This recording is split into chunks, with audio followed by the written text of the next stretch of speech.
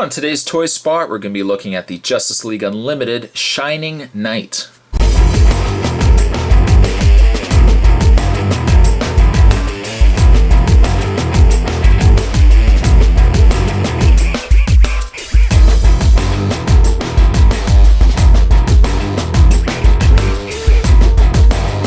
Shining Knight is featured in the new packaging, or the third release packaging of Justice League Unlimited figures. The first packaging being the blue, then it went to a yellow and red, and then they went to this packaging here. This packaging was also shared in the DC Superheroes wave, most predominantly I believe the wave with Two-Face and Catwoman and all those characters. I'm not a fan of this packaging at all. I find it's a bit bland. It's just got lines, it's got the characters at the top there. There's not really much to be said about it. But there we have Shining Knight.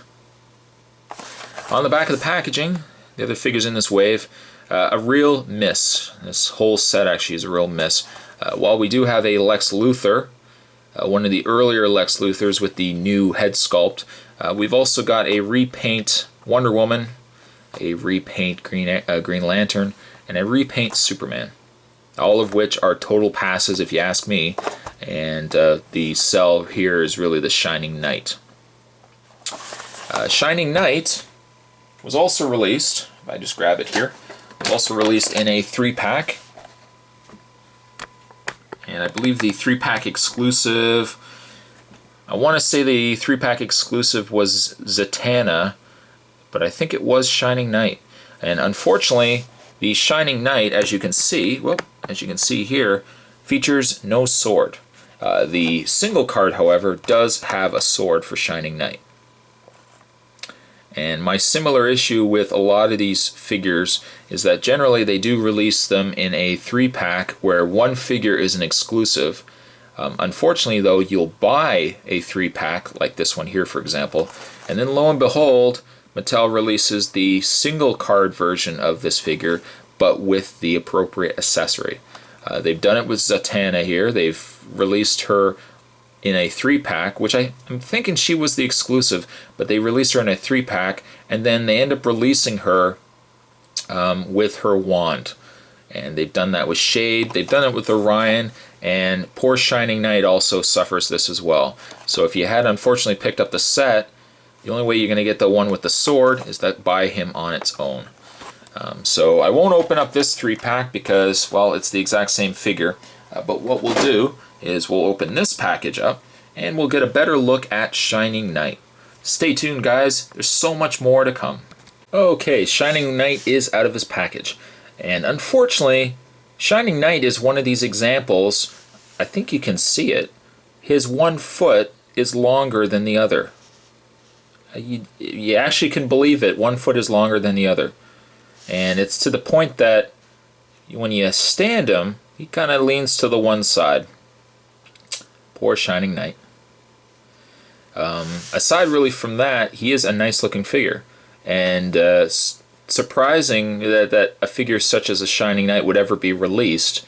He's a very obscure character. And he's got this tunic. Got this tunic, this rubbery plastic here, and it also carries over down below here. Really, really nice. He's also got these scales.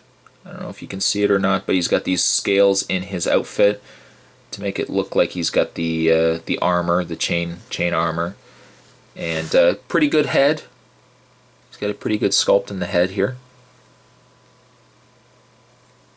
Now again, the real sell for the single-carded figure is the fact that he actually comes with a sword. And it's a shame that the 3-pack never had this.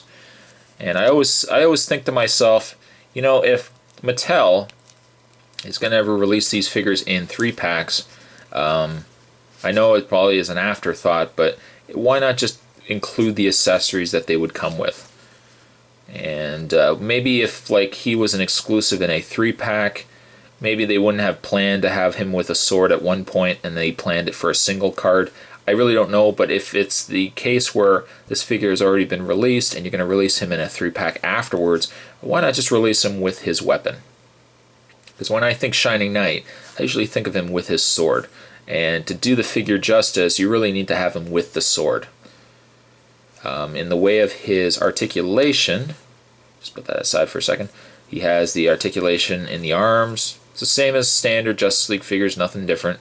He has the articulated head, and he has the articulated legs, which really isn't hindered too much by the additional piece here. It's a great figure. I really have no complaints with it, aside really from the weird legs on him. But if standing is not an issue for you and you have the stands that you can put these guys on, Shining Knight Ashy is a great addition.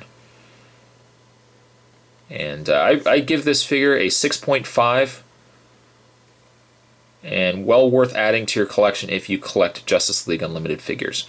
But today on Toy Spot, this Toy Spot, we were looking at the Justice League Unlimited Shining Knight.